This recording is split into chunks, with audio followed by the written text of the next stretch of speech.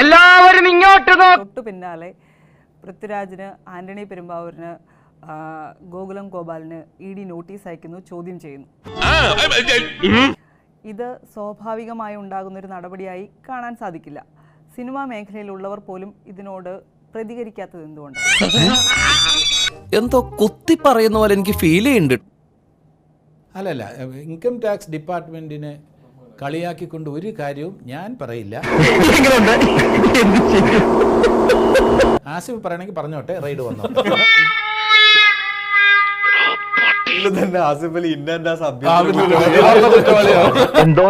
Income tax department, ED ഇതൊക്കെ അവരുടെ എന്താണ് ഉദ്ദേശം എന്നുള്ളത് അവരോട് ചോദിക്കുക, സിനിമാക്കാരോട് ഒരിക്കലും ചോദിക്കുക. ഊതിയതാണല്ലേ? അല്ലടാ, ED ഓഫീസറായിട്ട് ഞാൻ അഭിനയിക്കാൻ റെഡിയാണ്. ഞാൻ അത് മീഡിയ കോമഡി ആക്കിക്കൊണ്ടല്ലോ. നീ എന്നെ കുത്തിയതല്ലല്ലോ.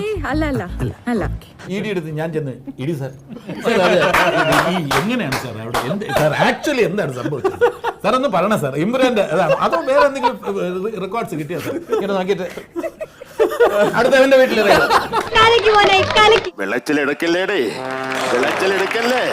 അവന്റെ വീട്ടിൽ എന്ന് പറയേണ്ട അവസരം ഉണ്ടാക്കും. നമ്മൾ ED കണ്ടിട്ട് പോലും അറിയില്ല. ആക്കരുത്, സീരിയസ് ആയിട്ട് വല്ലതും പറയുമ്പോ ആക്കരുത്.